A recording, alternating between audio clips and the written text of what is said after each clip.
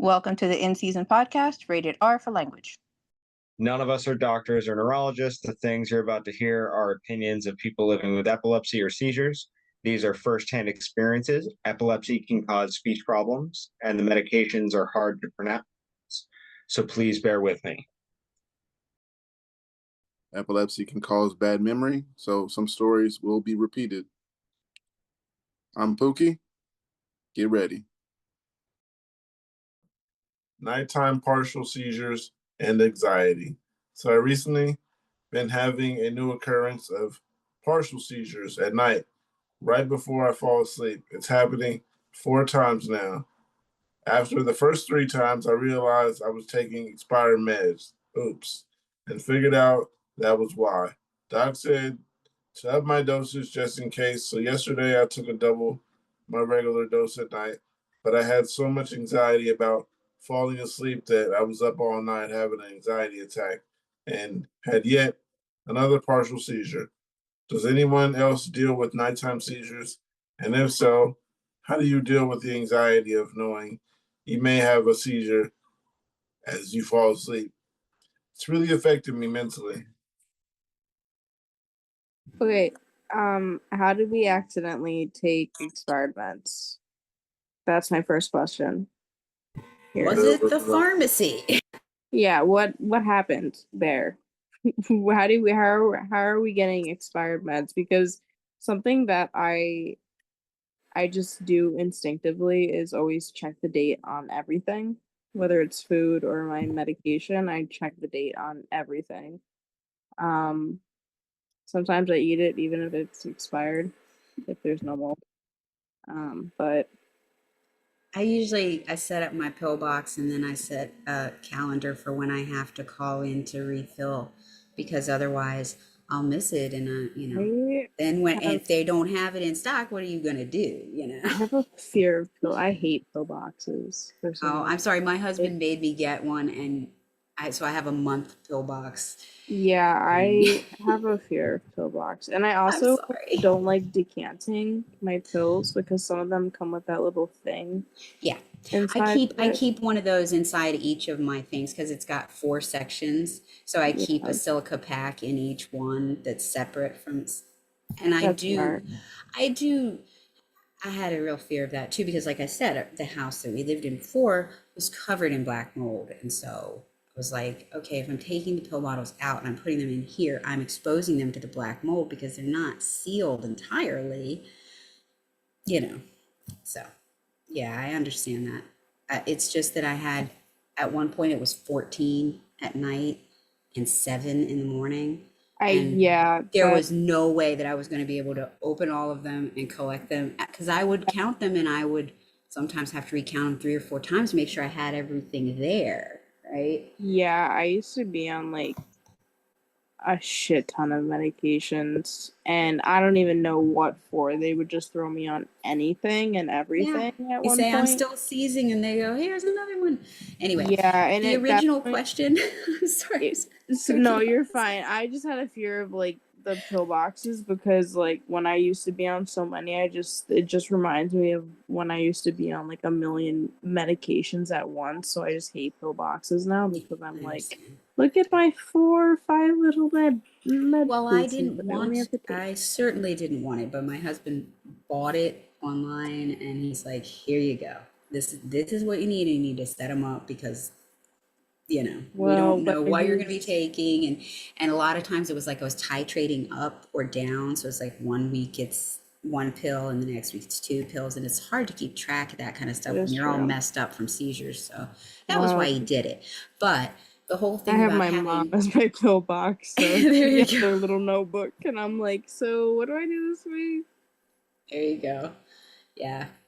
And I used to use my chart a lot too for the titrating. Mm-hmm. But as far as nocturnal seizures and anxiety going to sleep, big time, almost every night. And it's not even that I necessarily am like scared I'm going to have a seizure, because how can you be scared of something you don't remember? Even though it hurts afterwards and bad stuff happens, you don't really remember the bad part of it happening.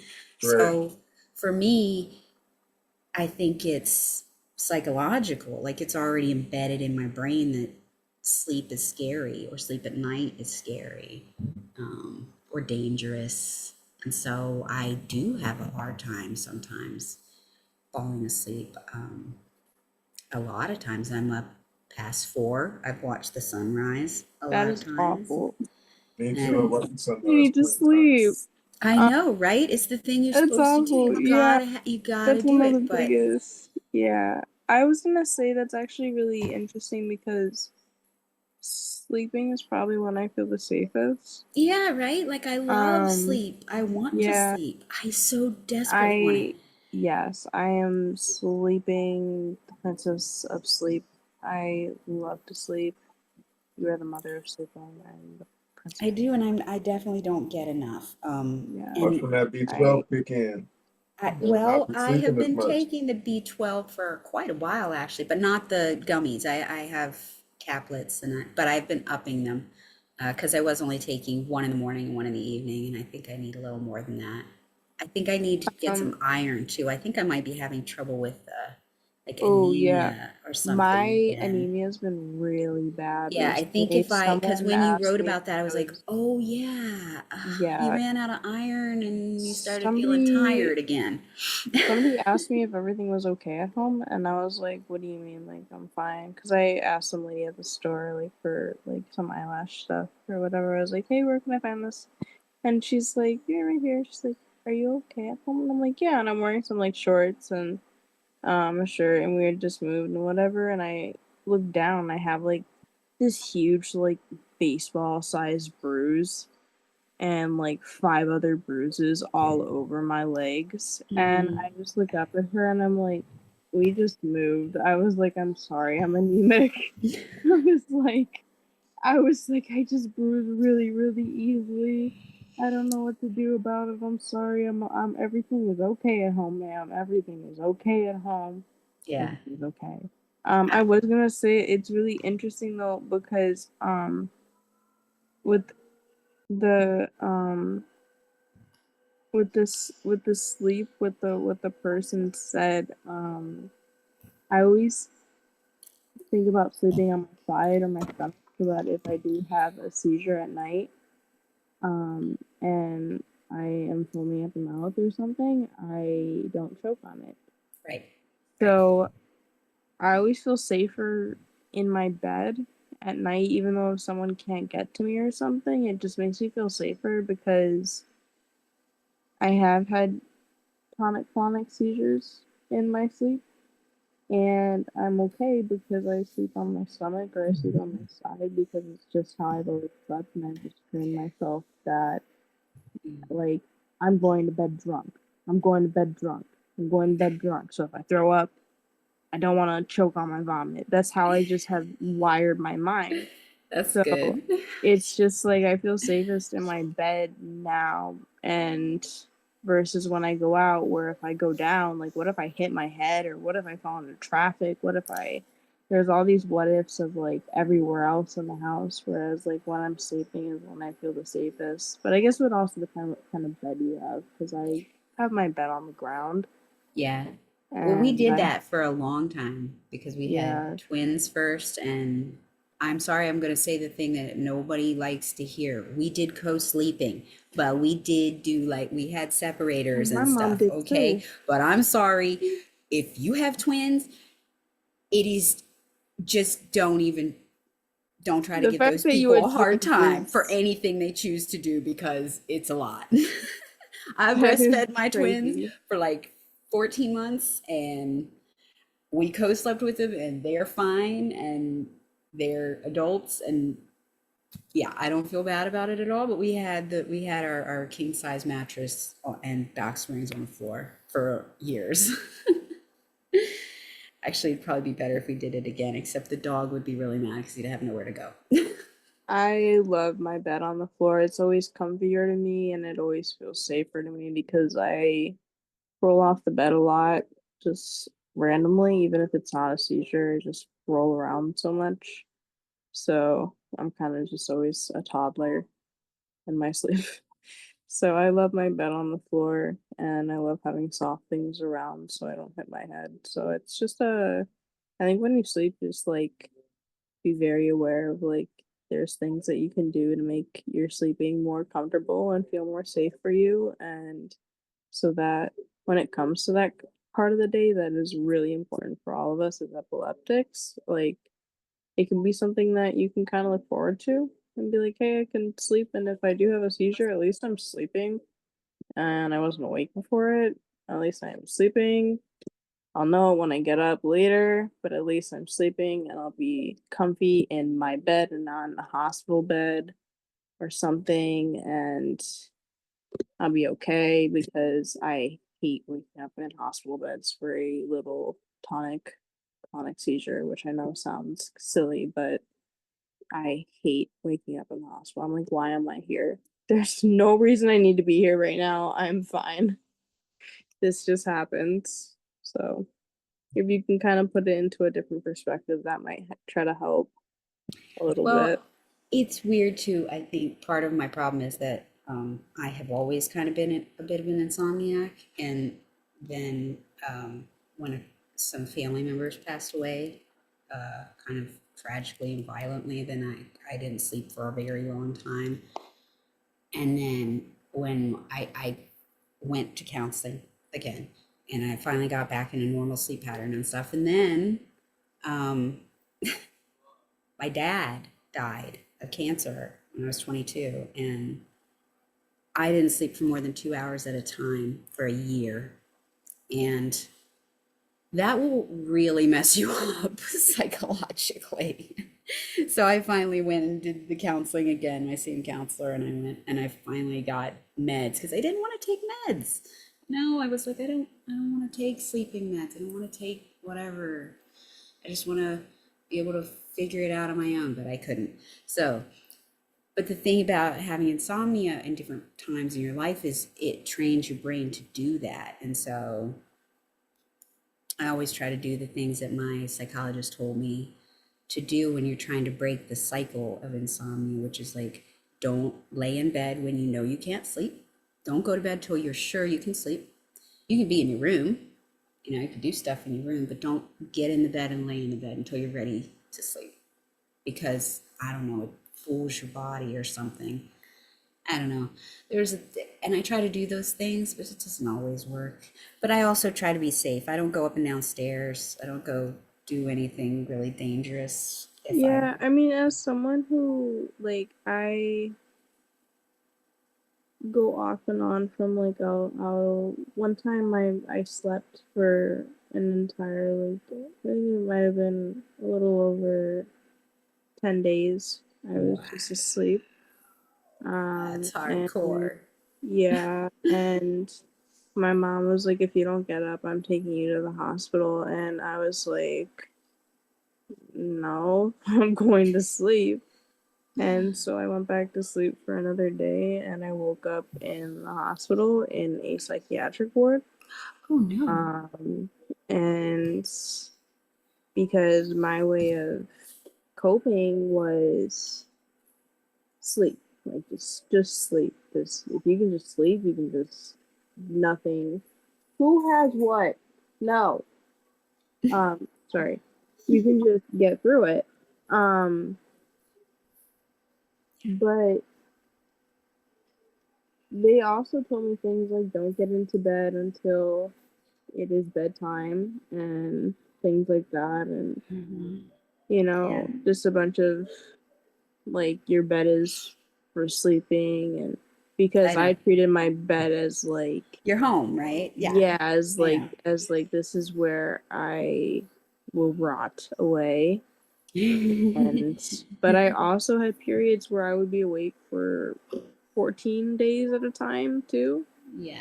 And See, it was that's what I because was starting to have problems. Like, yeah, because I found something really traumatic out, and I was like, I can't sleep. I have to stay awake. I have to stay awake. And then like there was things happening in my life, and I was like, if I fall asleep, then something bad will happen. Have to stay awake. But then there It's a was weird also like, psychological thing that happens. yeah, I know. but I like know. when it would calm down, I was like, okay, I can sleep. And then I would sleep for days or weeks at a time. And then it would just be this huge So that's a repeated bad cycle for sure. So Sleep what we is would tell crazy. somebody who is scared of sleep is don't go to bed until you're ready to sleep. Sleep is not, we both understand that sleep can be very scary. But Try not to eat too much before you sleep either. sure. Small Or meals your often. make sure Make sure you're hydrated. some meds tell you not to lay down for a couple, like 30 minutes to an hour before after taking them. So just try to follow those. Like, it might seem kind of silly, but follow those silly little rules because they might be the little It might thing. not always work, unfortunately, but you know, Yeah. you just try to keep the good patterns, because the more you do the bad patterns, the more it reinforces it, unfortunately. And sometimes that anxiety feeling is an actual aura, so pay attention. There's a difference. I have noticed if I start shaking, then I definitely treat it differently than if I'm just can't sleep because I have anxiety about it. I don't know. Anybody else? Hi, Sarah, by the way.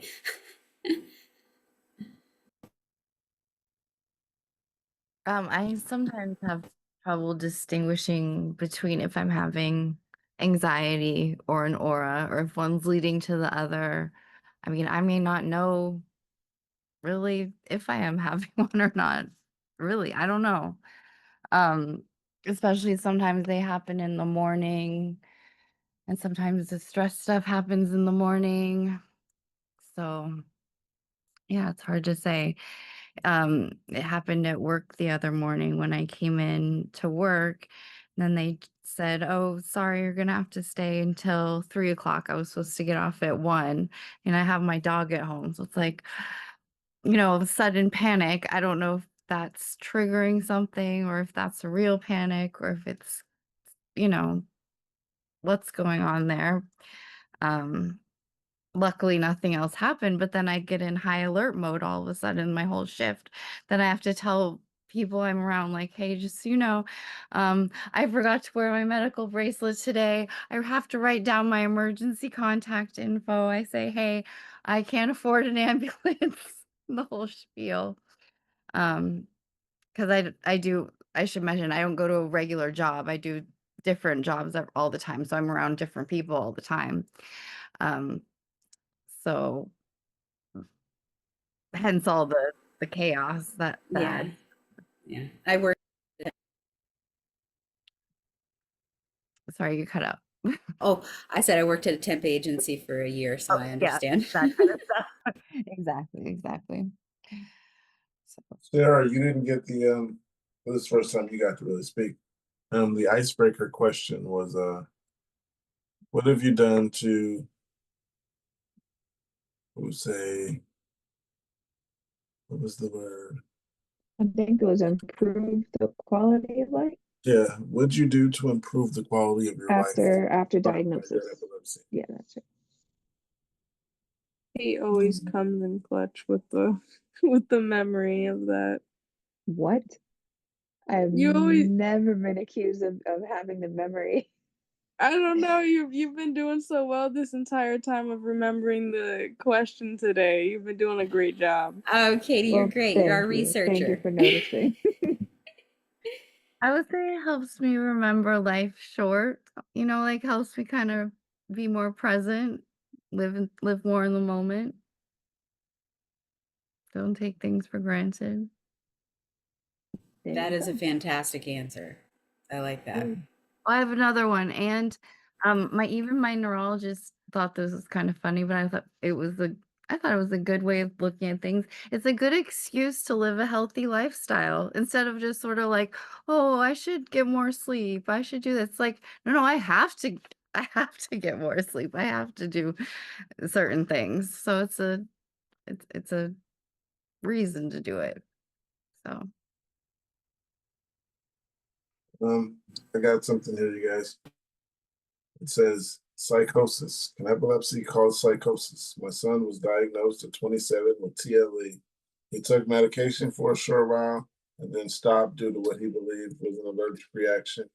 After the reaction, he was hesitant to try anything else. He was doing well with meds until 2 weeks ago when he decided to drink 4 liters of soda and smoke like a chimney. This caused him to go without sleep for about 33 hours, and now he is having focal seizures constantly and auditory hallucinations, which he believes are real. He is in the hospital, but the doctors are recommending antipsychotics. Is this normal? Missing that much sleep and having a break is normal. Sorry to say. I only say that because of my own brother and my own experience of not sleeping for like a year. He started to get What? pretty. Not Well, I sleeping for a didn't. year? After my dad died when I was 22, I didn't sleep for more than 2 hours at a time for a year. Oh. Like, and it would only be like if I randomly fell asleep. It wouldn't be like because I laid down. If I laid down, there was no way I was going to sleep. It would be like I'd fall asleep I had like a little recliner. And if I fell asleep in my recliner, I would sleep for like a couple hours. And it was weird. I was terrified of sleep. It didn't make any sense at all. None. Don't know. It was really horrible for me. But yes, ma'am, I agree. Maybe the doctors just want to do the antipsychotics to get him stabilized, just like, because when there's a break, you have to figure out how to get the chemicals back in balance before you can kind of try to address it on a therapy level. Am I right? Anybody have anything to say about this besides me? I'm just talking to myself here. No, I mean, I No. agree what you're saying about the balance. They use whatever treatment possible, but it sounds like there's just a lot more treatments to get that balance achieved. Yeah. Yeah, I mean, I think they're saying antipsychotics, but they're probably saying that along with some other therapies and then addressing the focal seizures after the fact or alongside the antipsychotics. I don't know. But yeah, I would say that probably didn't do much for his brain. I'm sorry to say. Yeah, on that same post, one of the comments says, I have psychosis as a postictal symptom regularly. I am not on antipsychotics right now. I have a very loving and supportive network, thank the Lord, but I've been known to believe and say weird stuff suddenly for no reason at all. The allergic reaction excuse itself may have been a psychotic episode itself. I've done that many times before. We figured everything out. That's something you should mention to your doctor. Was a comment.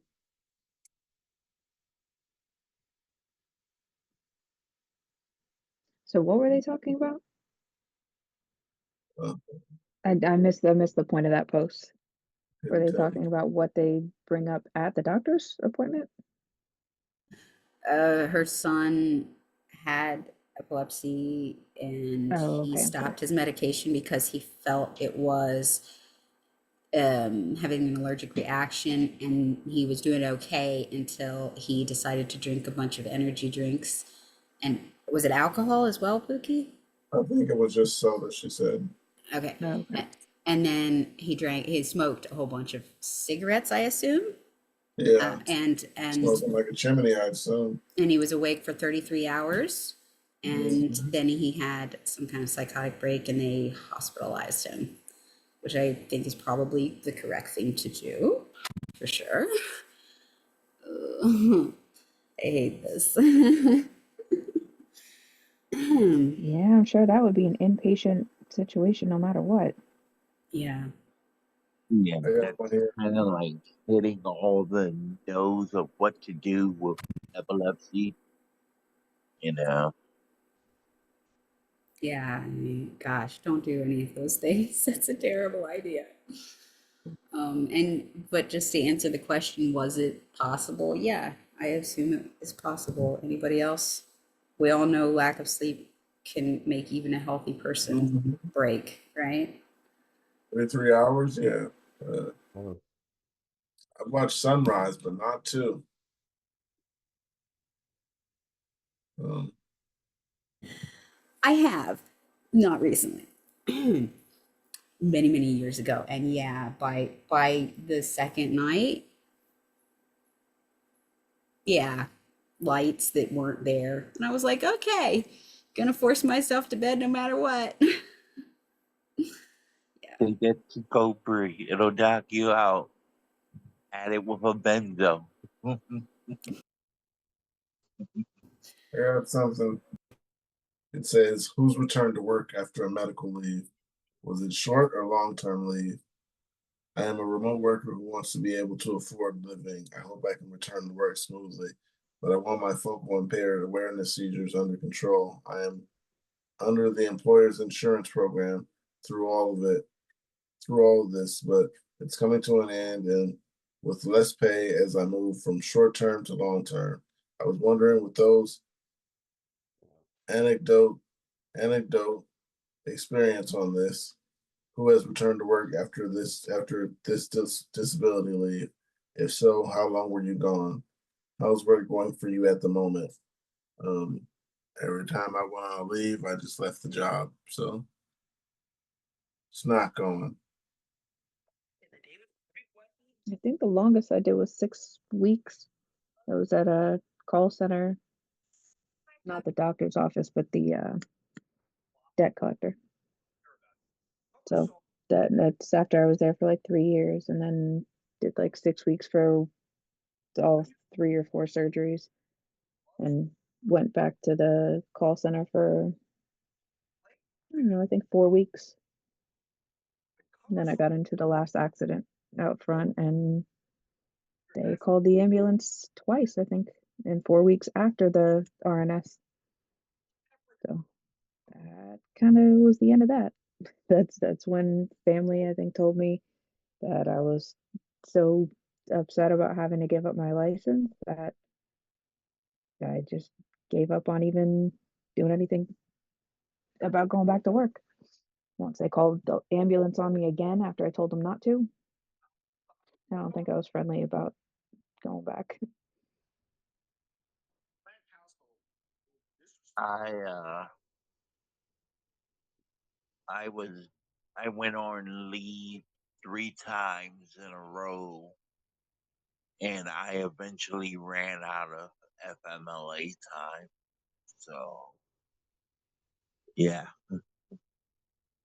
Well, I did the same thing where like I'd have a seizure, I'd just leave the job because at that point, when I was having seizures at my job, and they're calling the ambulance, that's costing me money, um, or my mom technically now, but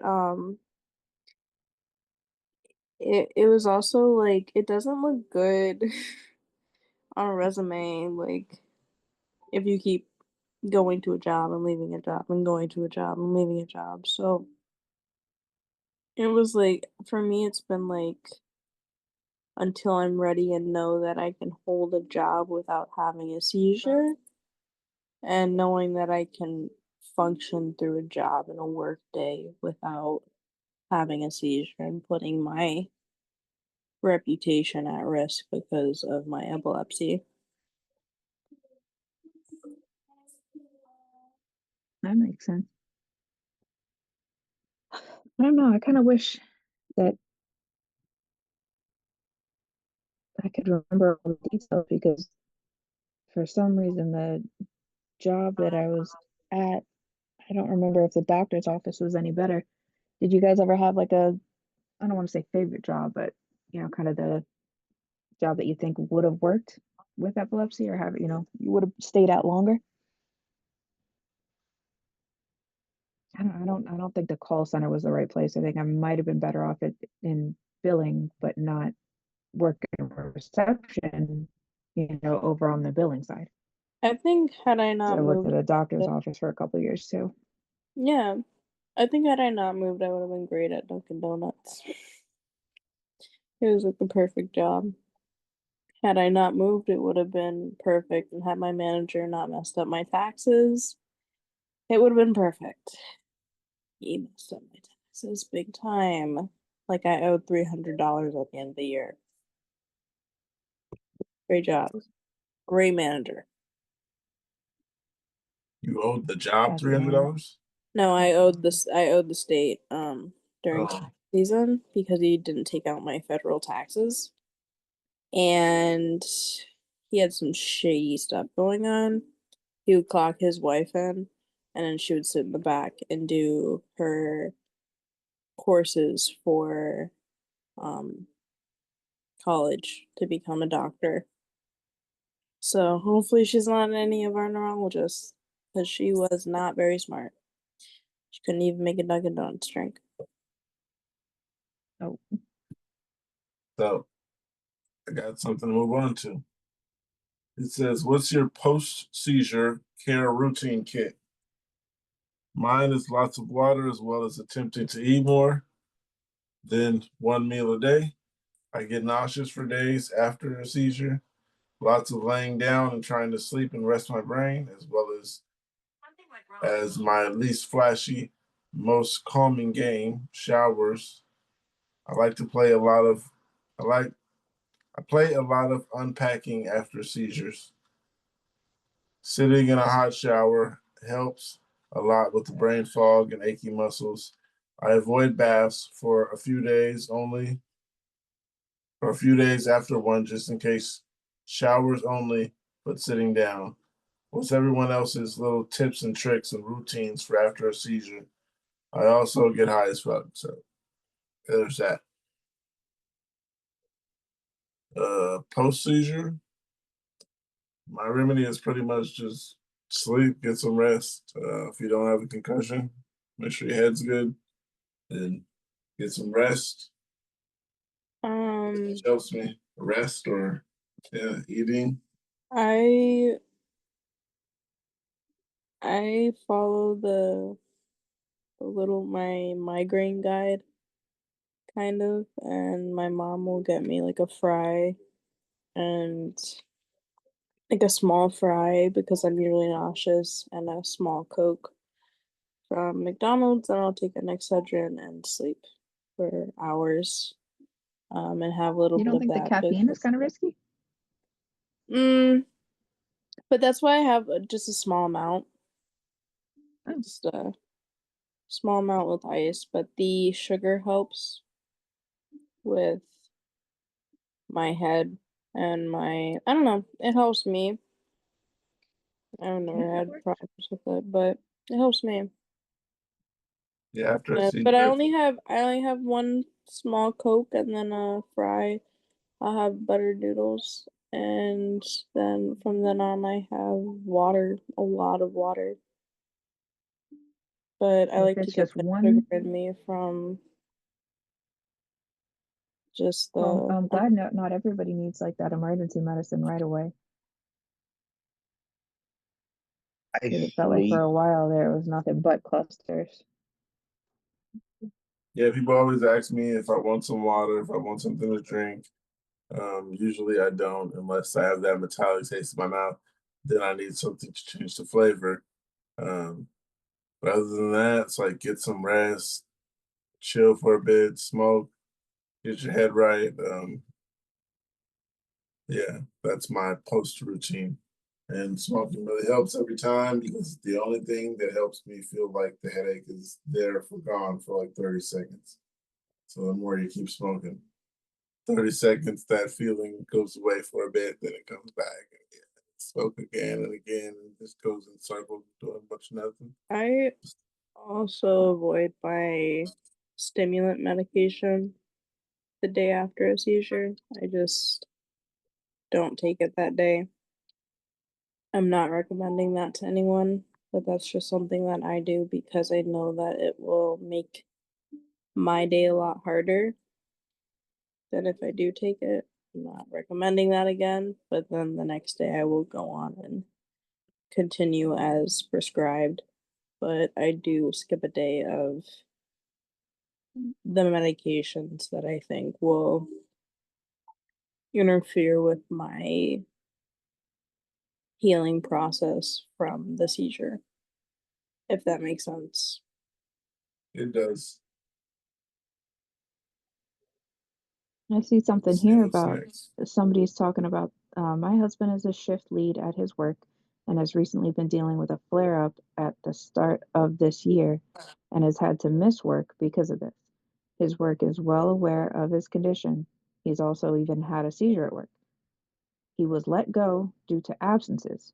That's what apparently it said in an email, and is supposed to give strikes or written up as warnings before and has gotten nothing.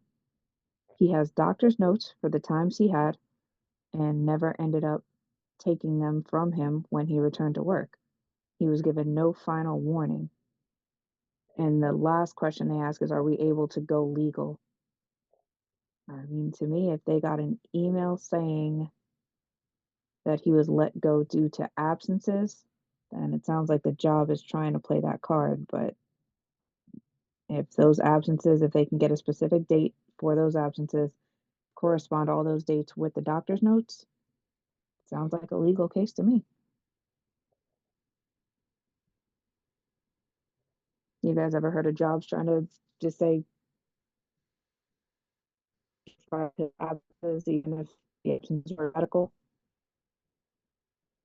My mom works in HR, and jobs try to do a lot of shady things.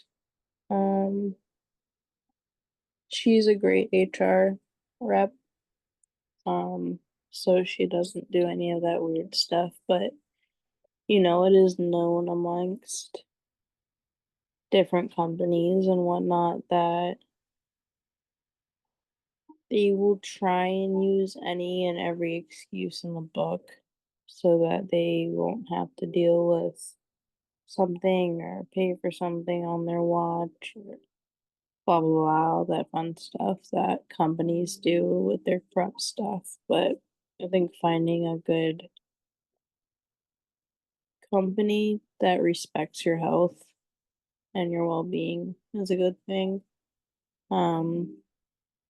Because especially being a higher up, and being a lead or something, you're needed. And if you're having a medical issue, you can't be there at the time, then they're gonna want to try and find a reason to be like, oh, somehow our great lead that we've had for the past 4 years has stopped showing up to work and he's the worst. And we need a new one, which I just always doesn't felt make like it was kind of a ripoff that FMLA didn't kick in unless you've been there for a year too. yeah. No, yeah, it can be, yeah. Yeah.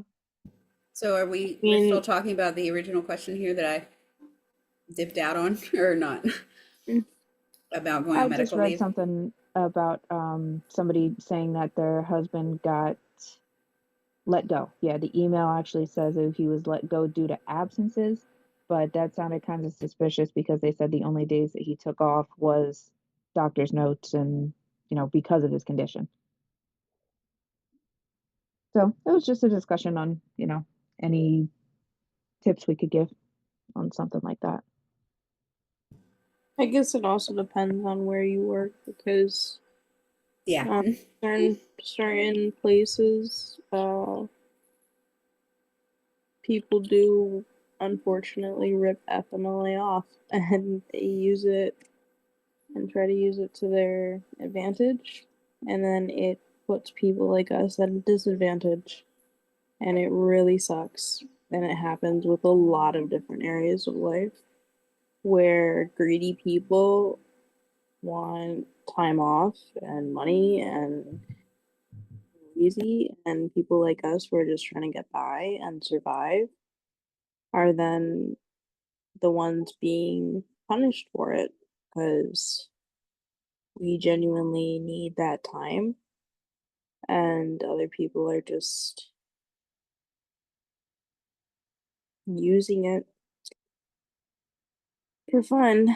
And I know that as a fact that people do that because my mom has had to do some investigations, and it's really unfortunate, as several communities, not just ours, need that time. And my mom is aware of it too, and she feels bad that the people that actually need it have to suffer because of those who, it's like being in school and one person fucks it up for everyone else, or something like that. I got something if you're ready to move on. It Alright. says, I got something here. It says WTAF was the reaction after a seizure. Back in May, I had my first seizure after being a year seizure free. When I woke up from this seizure, I was absolutely losing my shit. My mom wasn't home at the time, just me and my little brother who found me. I was on the phone screaming, crying, and panicking for no reason. I was really anxious, having an anxiety attack, saying that I was going to die. I really did believe I was going to die. Then I started begging my mom to not send me back to the psych ward. I do have history there, but for a suicide attempt, and my mom didn't even say anything about a psych ward. Anyways, my mom gets home and I end up calling my dad, still panicking, saying the same stuff. I was sending text messages about it that I don't even remember sending, etc. I've never had a reaction this bad since my first seizure 2 years ago, where I was just slightly aggressive with the EMT workers. I was confusion. Also, what is what is that what is that feeling called before you have a little bit before the seizure and before myoclonic seizures start, where you just feel disorientated, lightheaded, like you're floating on a cloud, confused, tired, a headache, and a sense of worry and anxiety. So they're talking about an aura, and I would assume that this all might make a little bit more sense to them if they start taking notes, recording all the details before, during, and after as soon as possible. So, like I said, something might start making sense. They'll notice some patterns.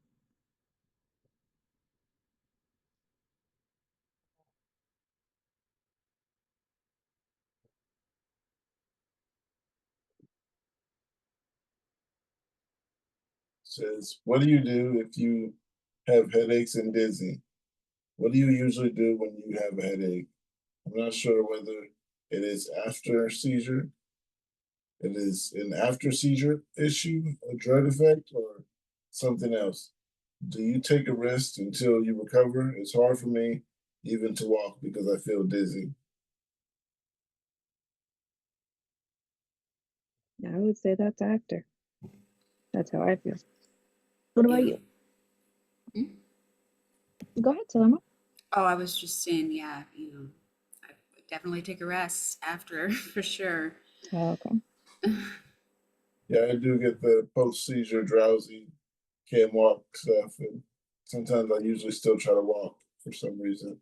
I don't know why, but it just happens. One of the If I comments have things to says, do, oh, yeah.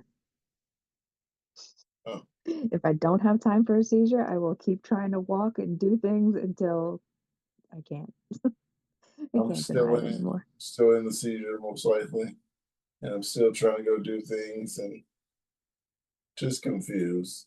Not sure why I still want to go do things, and I know I'm hurt and stuff like that. But that's what I mean by I'm still in that seizure state, I guess. But Yeah, Wednesday morning, I know I put stuff in the washing machine that wasn't supposed to go in. But that's getting ready for the trip. Oops. Yeah, pretty much. It wasn't electronics, so it wasn't anything that was actually broken, but I think it was some toys. Sorry. Yeah. Bath toys in the washing machine. That's something they won't ever let me forget again. Oh, you missed it when I was putting dishes in the refrigerator. As I was washing them, I don't know where I was.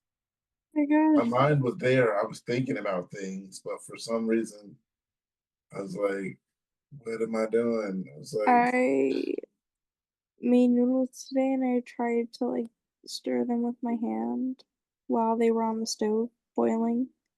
No. I just totally like it just totally didn't like pass my I put my hand in and I was like, wait, whoa. I was like, ow, that's not why didn't I what? And I And was you like, wanted to keep working at Dunkin' Donuts? yeah, I don't know you're the what reason was that going they I say don't know what happened. I was like, okay, let's not do that again because that did not feel nice. But yeah, that reminded me I did something similar like that today. you're one of the reasons why they tell us we can't cook. Yeah. Yeah, and it's one of the reasons I tell my family I'm not cooking. They're like, it's so easy though. It's so easy, Oh, so babe. until you Okay. put the rice in How with do no you water. how do you put your hand in the pot? Seriously. Okay. How do you want epilepsy? Oh, if Do only, you sweetie. want this? Do you want a day in my shoes? Cause I bet you wouldn't last. You have Yeah. such a ignorant view. Oh my gosh, I don't like cooking. I Now it's make my scary. noodles and I literally dip my hand in the pot. That's scary. I didn't mean to. I wasn't trying to. I just did. Mhm. Like what? I put my hand in a rat trap. Yeah, it's like it's just the most random things that like don't really add. It's like why?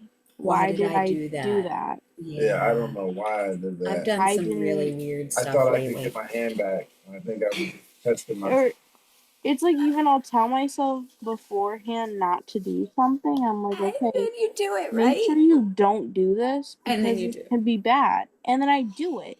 And I'm like, Hmm. I just reminded myself 20 times not to do that. Why did I just do that?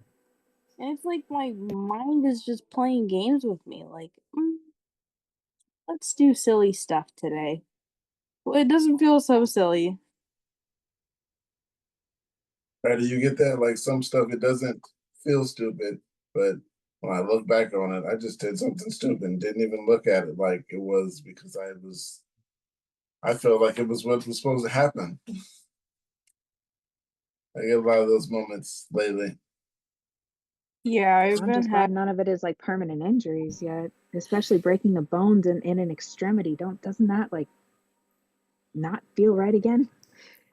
I busted my lip last night for no good reason. I mean, I was leaning over the dish rack because the water or something that the first batch of dishes had been washed and didn't smell right. So I was sniffing them because they had been rewashed, and I was just, and I ran into a big one and just busted like that long of a thing on my lip, and I was like, I can't believe I just did that. It was bleeding all over the place. I didn't even know No. how bad it was until I took a shower and looked at myself in the mirror afterwards. Because I busted it on my teeth, Exactly. right? It was the inside of my teeth, and I'm like, oh, that's nice. Why did I do that? Exactly. Yeah, we all do it. Oh yeah. Yeah, I hit myself in the mouth and so many times made myself bleed. Just accidentally hit my tooth from the wrong angle, or whatever the case. I'm gonna move to the next one though. It says romantic partners. Last night I got in a long, serious chat with my partner. One thing that came up is my epilepsy.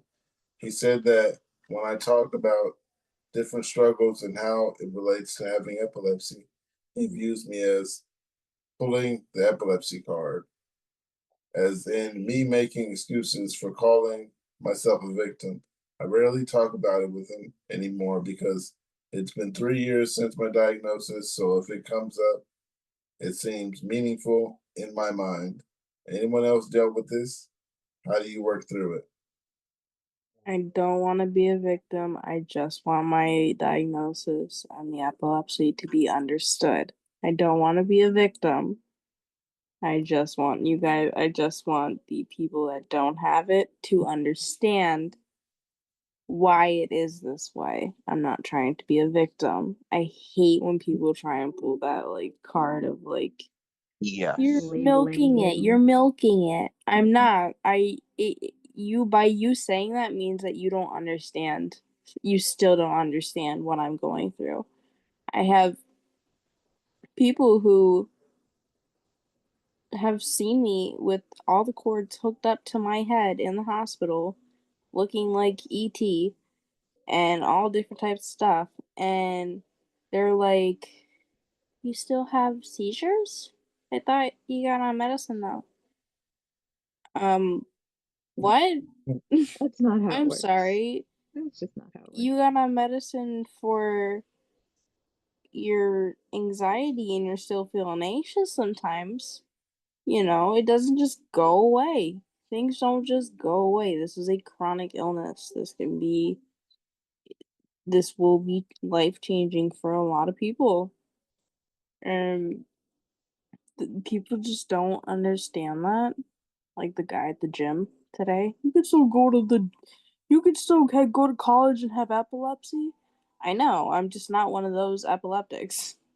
Like there's a lot of epileptics who can't swim, who don't want to swim.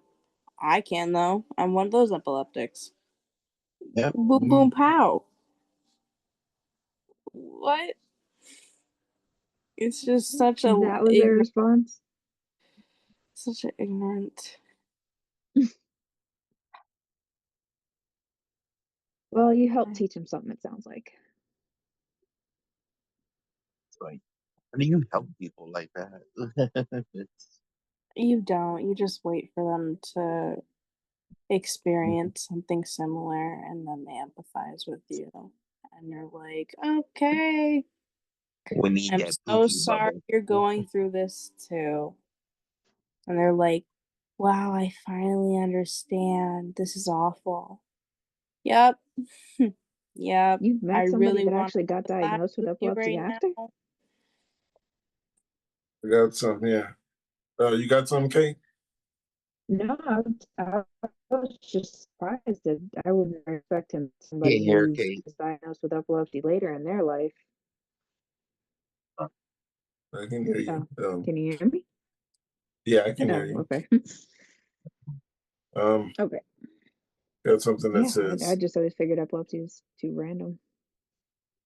everybody does. Okay. Just had my first ever breakthrough seizure, looking for others' experience. I just had my first focal aware seizure in almost a year. I was averaging about 30 focal aware seizures per month for about 5 years until last year. Then, when I started Lamictal and they totally stopped, I was just going for a run and it's pretty warm and muggy out, and I had one.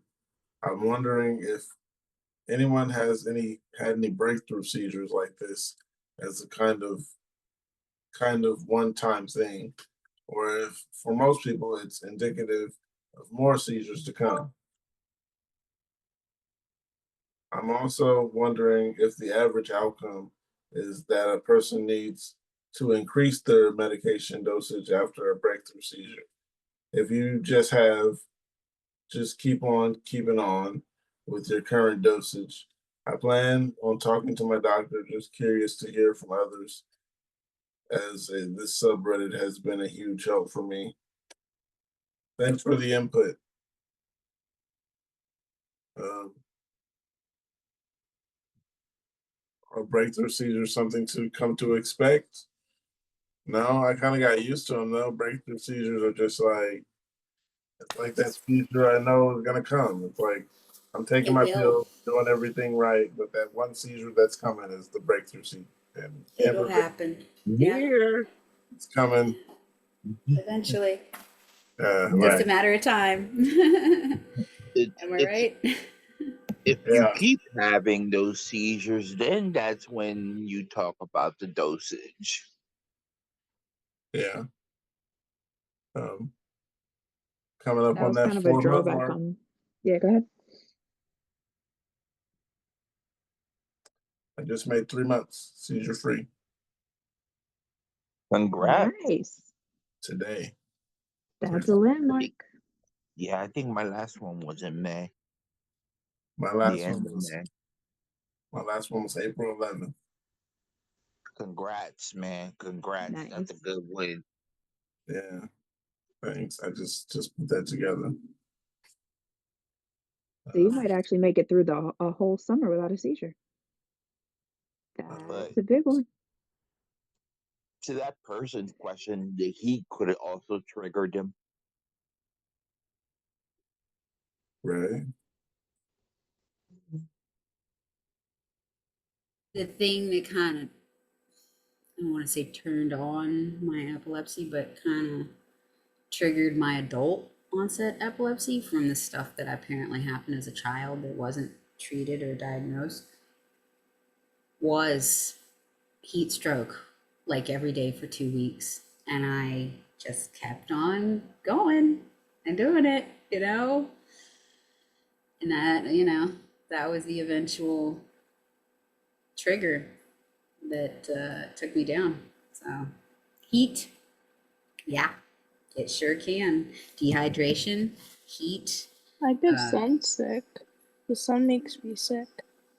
See, some people can get sick from the sun. Yeah, but I have to say like- that heat is the worst thing for Yeah. me almost. Heat and stress, I think.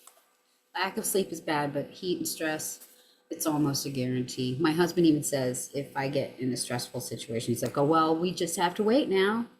My gosh, I feel really bad. Do you live but in a wait. warm or cold state? What's that? Do you live in a warm or cold state? I live in the northernest part of California, in which I tell you that I can drive into the next state easily. Well, I can't drive, someone else can. Close enough. Yeah. So you would think that being somewhere in the Cascades, I would be in a nice cold area, but that's not how it works at all. Unfortunately. Big difference between the It's foothills cold in the and winter. We had snow. elevated. I was so excited. And we've had thunderstorms. I haven't had thunderstorms in 20 years. Pookie knows what I'm talking about. So, I just don't understand how people can live in places like Florida and Texas. And I did. We lived in Florida for 2 years. Yeah. yeah, I've been there, and I'm just You live on air welting conditioning. away. I am welting away. It is not my place. It is not my environment. I belong in the cold. Florida they it's live no on air leopard. conditioning pretty much, right, Katie? You Florida I would say too? South Florida, Yeah, Broward, yeah, Brevard, that area. yeah. You learned because we lived in two different cities in I mean, the Florida. lake in the middle of Florida, Lake Okeechobee, is kind of the middle point where if Right. it's south of there, it's one climate. If it's north, you have a chance at a breeze for more than 2 weeks out of the year. I'm also just extremely sensitive to the sun and the UV rays. I get like burns and Yeah, that's a trigger. Yeah. anything like that. So I think that I have had sun poisoning before, Yeah. so I know what that's like. Yeah, it's not oof, fun. It's not it's fun. I'm just kind of allergic to the summer and the sun. You So need to I get out of just- Florida, girl. Well, I'm in Illinois, so Okay, good. it's good. I stay indoors during the summer. I get summer depression. Oh, Usually I'm sorry. because I just don't like the summer so much. It triggers so much for me.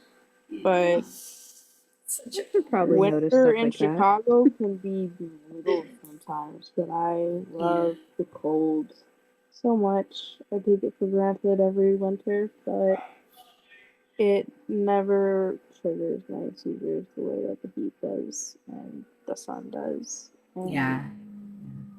So So I'm grateful that we have a 4-year or a 4. Yeah, yeah. A whole season. Mm-hmm. There you go. We do here for the first time in 20 years and have like actual season. But like yeah, it doesn't matter if you can see glaciers from your house. If it's 100 degrees, it's 100 degrees. Wow. Yeah. That would be wild. But luckily my husband got this wonderful huge swamp cooler that came with the house working, and it is better than any AC I've ever had. I'm like, this sucker Nice. blows like pictures off the wall. It's so strong. Thankful air. That's all you need. It's a lifesaver. We were both like shocked because the darn thing's ancient, but one new motor and here we go. We're good to go. Whatever does a We're trick gonna for you. survive. Yep. It's gonna live. We're gonna live. I got something here. Okay, sorry. Anyone use we got? clobazam and smoke cannabis? My neurologist said it's fine and I'm okay too. I just want others' experience. Is it safe? Are we Is it talking safe? about clobazam or clonazepam? This says clobazam. I've never been on that one. Safe. I read I can potentially cause faster metabolism or increase the dosage in my blood. Anyone use clobazam and smoke a puff of Clobazam, huh? joint? I don't know. Well, my doctor said that it didn't matter how much cannabis I had or imbibed, that wasn't going to affect my medications, or that wasn't the cause of my seizures, and it wasn't going to affect my seizures, and that I should probably not change that as that could affect it. But it's all about your body. I feel like probably imbibing cannabis when it was not legal in the places I lived kept me from having adult seizures until I pushed it too far with the heat stroke, thinking I was freaking invincible. Super Sailor Mom. There you go. Hey Raven, how you doing? Hi. Not great. I really messed up my meds, you guys, and I need somebody to tell me I'm gonna be okay. What happened? Okay, what started? It's like I haven't been on Vimpat for very long. I was just diagnosed like less than 2 months ago, so I'm only on 100 milligrams of Vimpat twice a day. Okay. And I was already taking Depakote for migraines. Okay. But the Depakote, like I developed epilepsy while on Depakote, so I don't. Oh, yeah. So I don't think that the Depakote has any effect one way or the other. But Right. yeah, so I was supposed to ask someone to pick up my prescription today, and I forgot, and now I don't have my Vimpat for tonight. I've never missed a dose before. I have no idea what to expect if I'm gonna like have seizures. How long have you been on the Vimpat, you say? Like maybe 6 or 7 weeks, I think, at the most. Okay, so you're probably up to full amount in your bloodstream. Are you able to get your morning dose early? No, they don't even open until 10 a.m. The soonest that you can get your morning dose, you need to be there and tell them how important it is to give you your prescription first before anybody else's. I'm sorry, I've had to do that kind of thing. Be like, I'm gonna die. Open the freaking pharmacy back up and give me my crap before I die right here on the floor. Okay. Nicely, but honestly. I've been on Vimpat before, and I've missed doses, and I didn't have necessarily terrible side effects, because it's one of those meds that I think Katie would agree with me, builds up in your system. It's over time. That's why they titrate it like they do. And yeah, it's bad to miss a dose. It's always bad to miss a dose. But you know, when it Right. freaking happens, it happens to all of us. For pharmacy reasons, for prescription reasons, for freaking insurance reasons, because we can't get to the dang pharmacy, whatever. Okay, we miss it. Everyday reasons. I just It messed happens. up and I'm so frustrated. Oh but no, it's okay. Don't be like that on yourself, okay? Because the more frustrated and upset you are with yourself, the more likely it is you're going to have a seizure. That's true. You got to keep your Yeah. triggers down. You need to drink Yeah. lots of water. You need to get a good amount of sleep tonight. I was And gonna say, don't try not to stress too much no, about listen the dose. Okay. Just like no. Because there's a because big difference, remember, between one missed dose and a doses whole day. before. Yeah, I've missed 2 doses in a row and I've been okay. Okay. And we survive. We miss doses, things happen. I think I dropped the So, Vimpat without any titrating down even before yeah. once. It's it Cold happens. turkey, no Vimpat? These things Who, me? totally happen. Yeah. I was. He Oh, that's recommended on risky. my last telehealth. He told me to up it by another one, and I was just a total zombie, like as if I wasn't already, right? Like I take a ridiculous amount of medication. Yeah, So I had to tell them to put it back down to 200 milligrams. yeah. I mean, well, 200 was what he wanted me to go up to. Well, 100.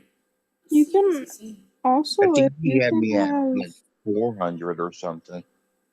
Yeah, I'm not sure. I think it would have brought me up to 200 probably. I forget what happened with the medication, but there are some assistances where like they can deliver your medication, or maybe you can have a larger supply of your medication, perhaps.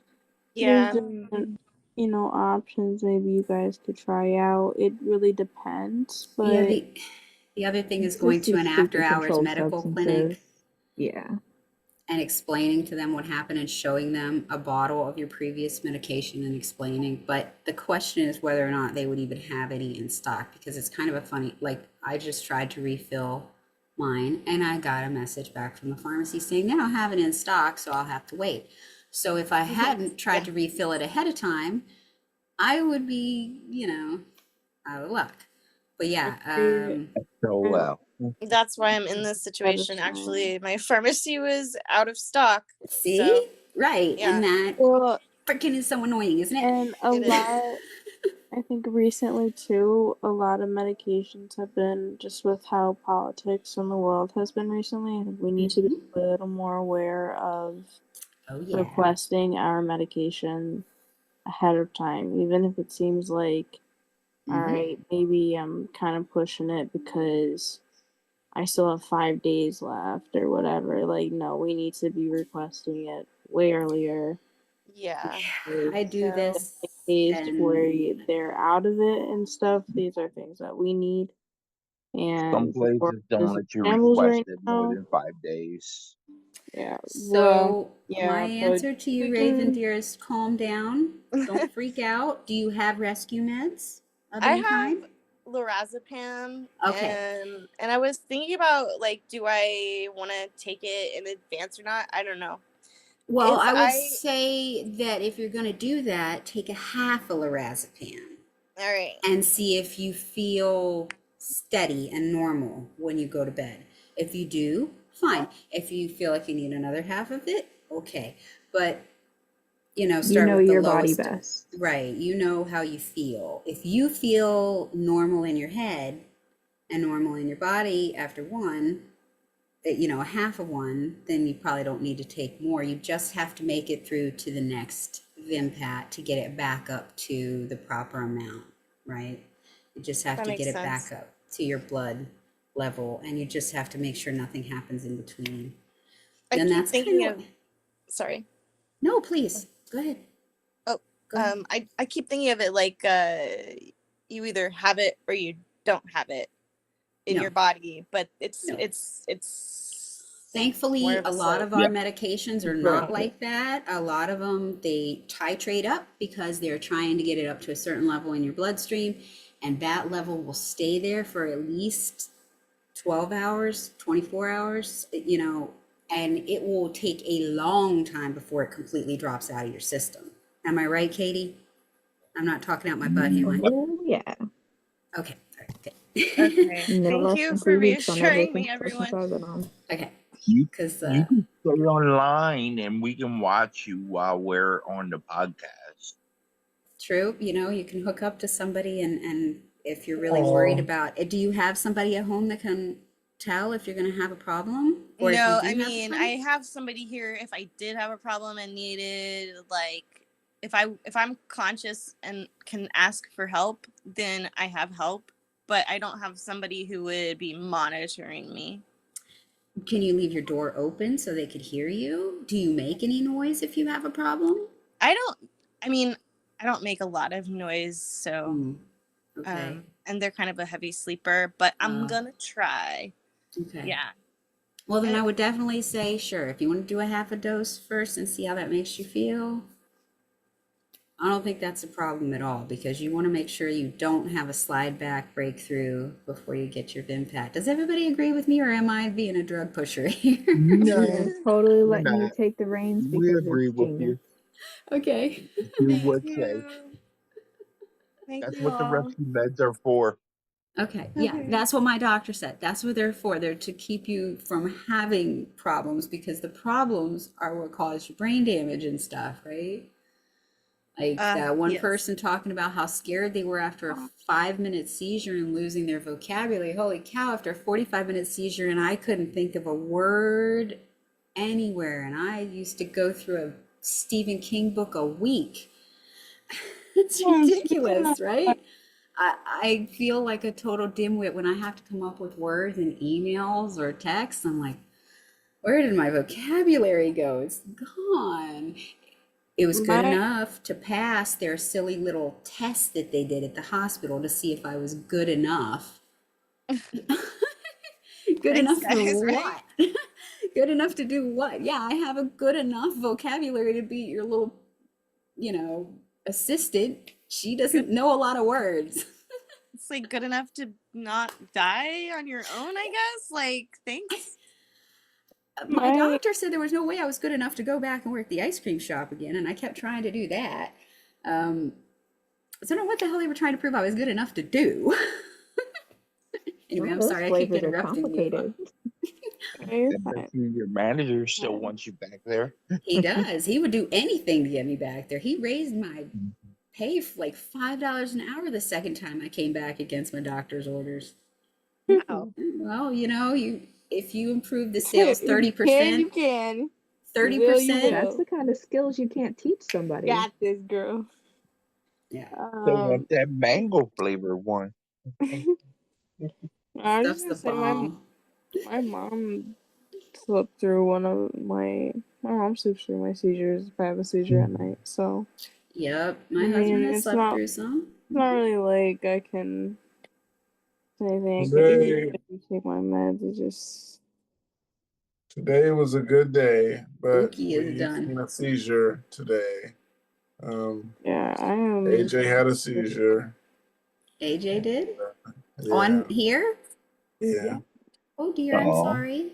Oh no. Somebody jumped I'm in. sorry. What I do you wasn't think? 10 on. seconds into it?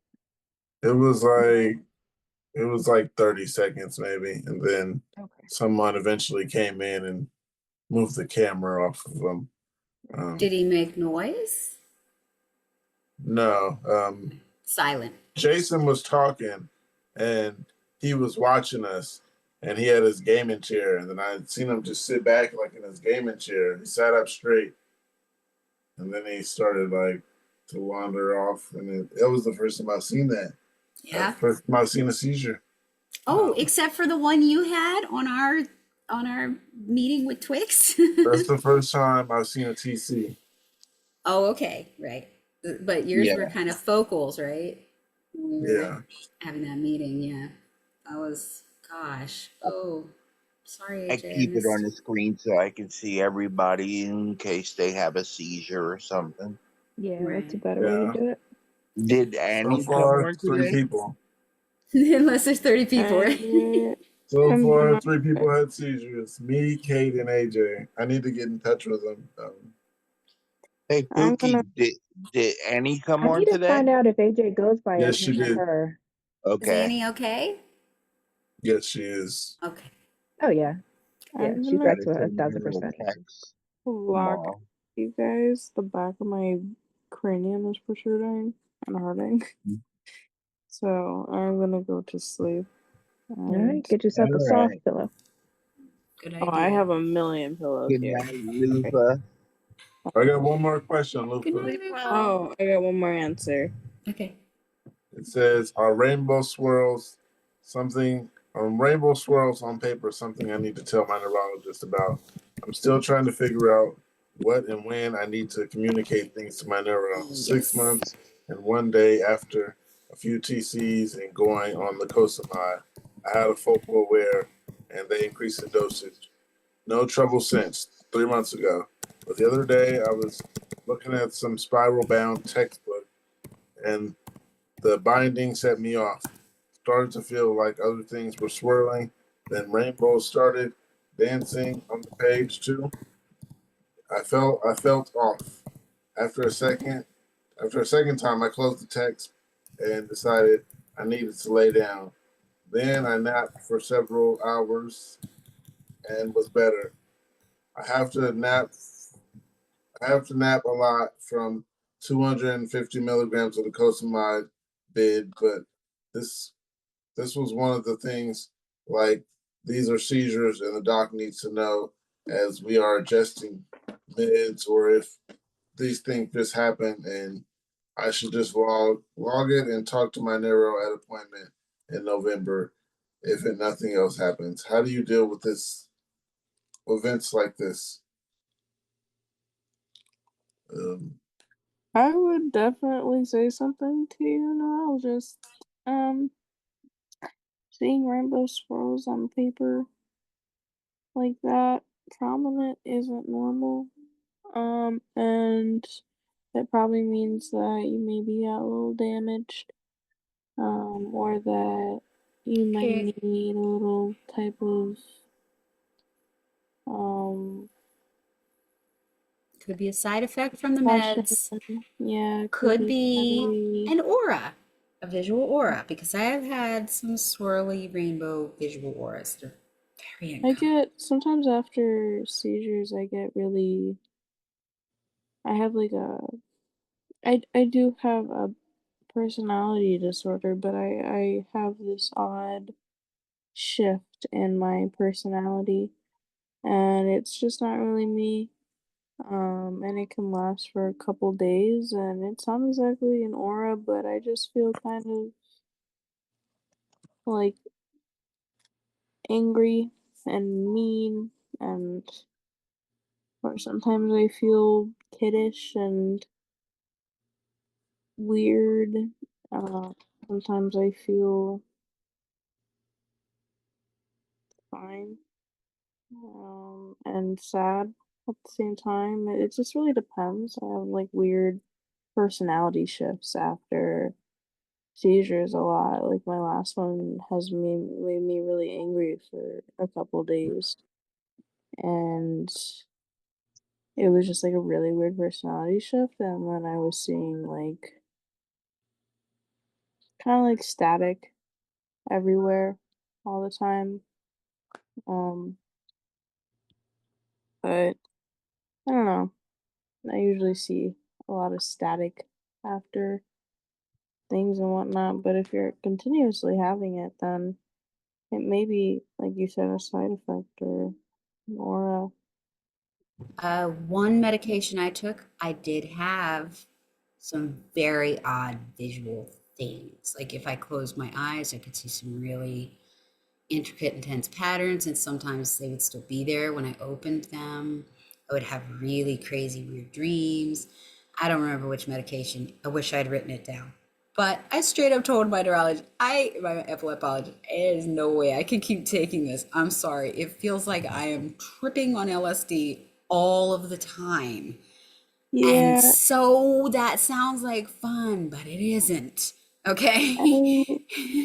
I I feel like for me, I have like the I've always been very visual. Like I can always see things, not in like a weird way, just in like a more like I'm just in my head a lot. I just live up in my head, and I can experience emotions in my head. I can experience circumstances in my head. I can experience um Like events an empath. in my head, like full blown, like experience all of it by myself, just sitting on the couch in my head and go through all the different emotions like I'm in a show or something.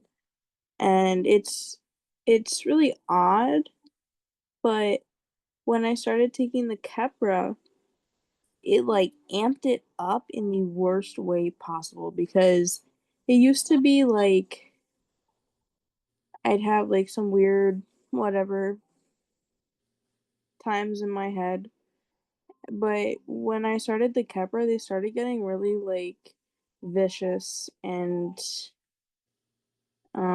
aggressive and brutal and just things that like you wouldn't want to see, things that I didn't even know I could see, like just some things that like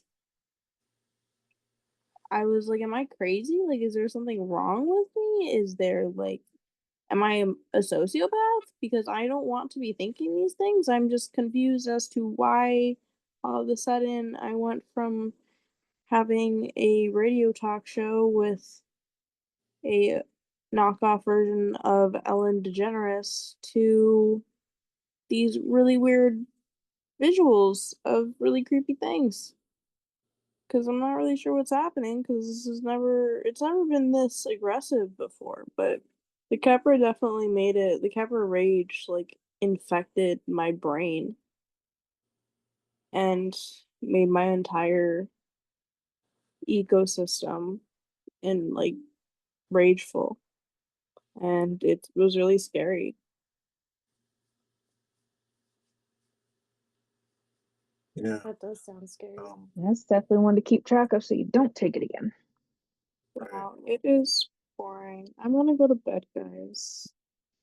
All right. Check out Sweet tomorrow dreams. morning on my YouTube. Got something coming out.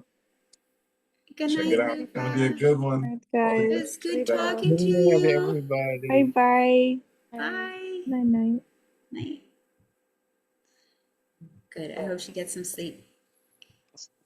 Like we were saying, don't lay down till you're ready to sleep. But Right. after she just recited how she's having twisted dreams, right? But as she goes to sleep, it might have been a little. I wonder. I think maybe she needs a different medication. She needs to talk to her doctor about these dreams. That was my whole thing. I'm like, if I don't feel right during the day and I don't feel right when I'm sleeping, this probably isn't good for me. Right? Like, Yeah. Yeah. I would also, think what the so. hell? Nothing works. So, you can only deal with so many side effects before you're like, okay, Yeah, but with screw the it, try family and something whatnot, else. we probably don't have enough time to be in our heads anyway. It doesn't work like that.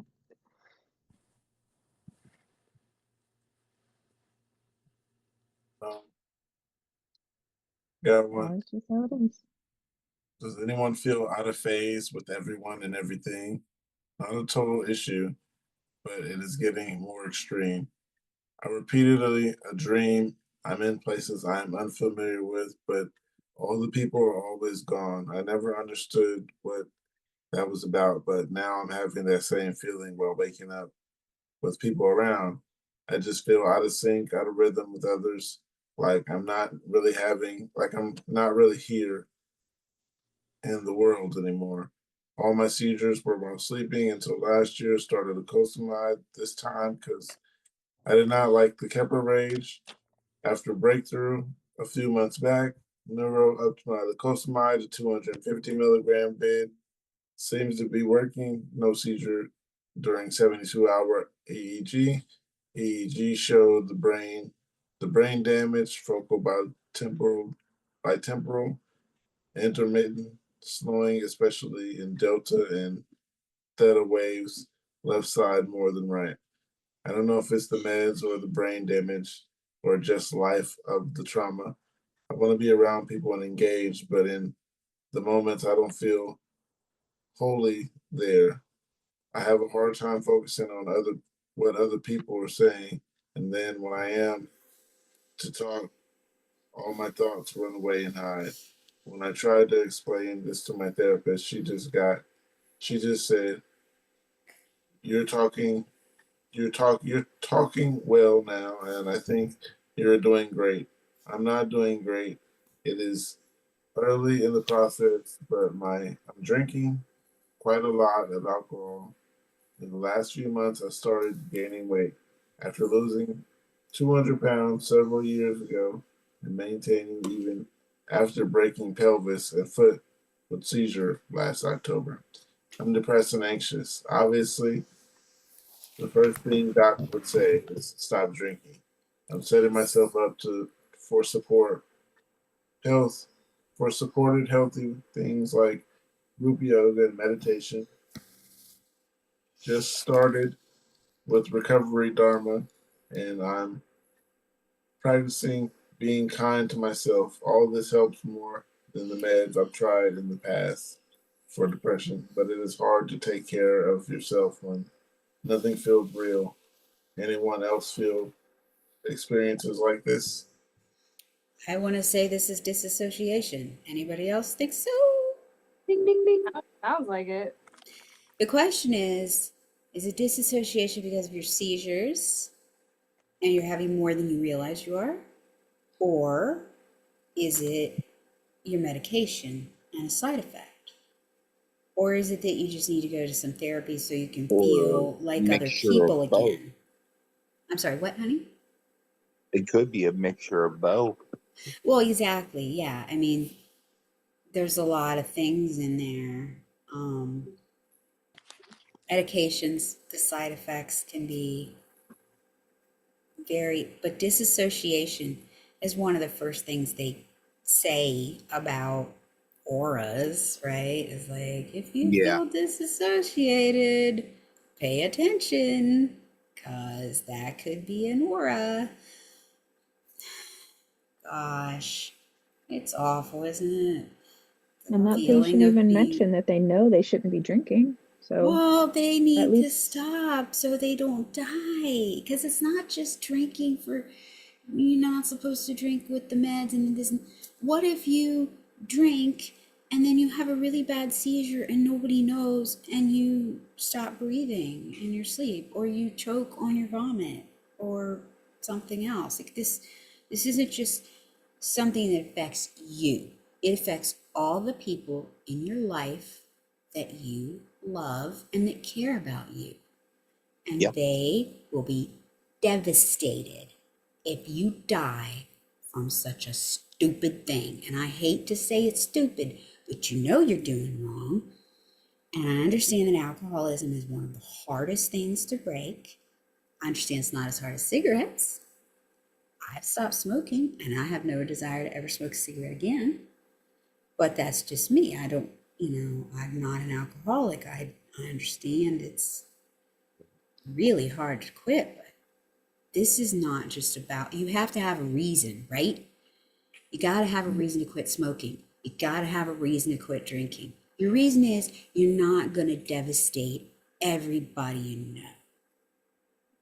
And that's probably your first step. Am I right? Like, everybody agree that alcohol is the first thing you got to cut. And then after that, you can start talking about what else you can do, right? God, do I feel like I'm talking over everybody, but you're saying all the right things. And you have a good answer. Okay, good. Thank you. See you guys next week. Glad to see everybody again. Later. Okay, bye, Katie. We love you. I'm sorry it took me so long to join. Bye, Katie. Bye, Katie. No. She got little kids to take care of.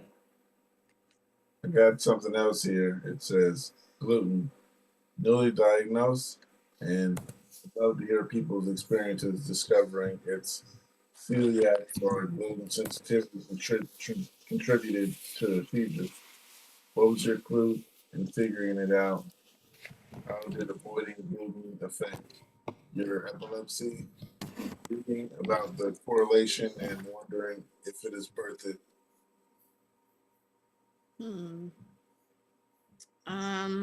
I personally went gluten free a few handful of years before I ever had any seizures. But once I started having seizures, I accidentally had gluten, and it caused like a week long of seizures. So everybody's different, but it doesn't hurt to try giving it up for a bit. I mean, it's not like that that bad to go a few weeks and then try again and see how you feel.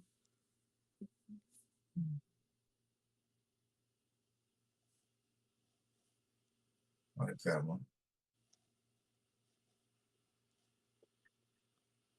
Or this one says autoimmune epilepsy.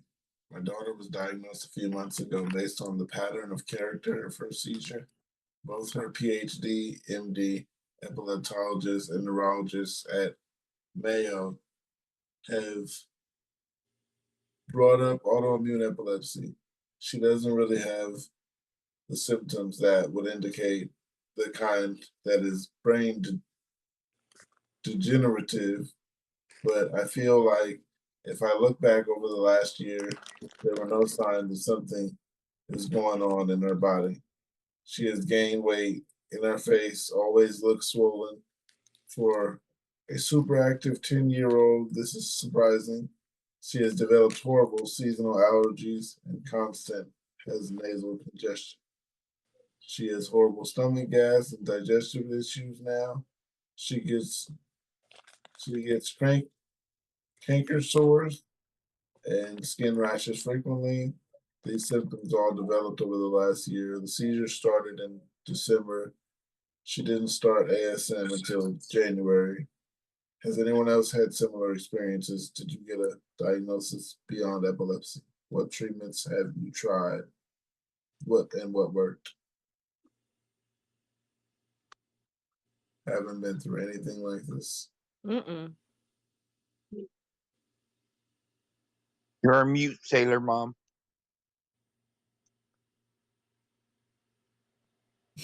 No, not me. I haven't. Thank God. That sounds awful. Cat. I'm sorry. Cat. Stop that. Sherry. She got her claws stuck.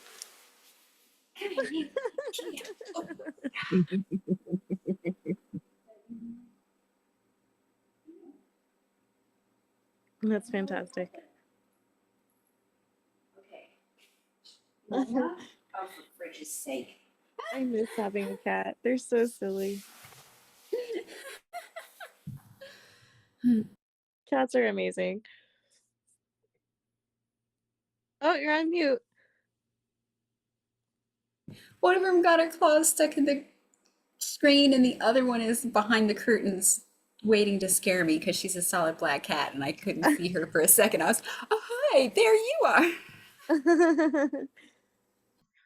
Please take your medication as prescribed or whatever works for you. We're not doctors.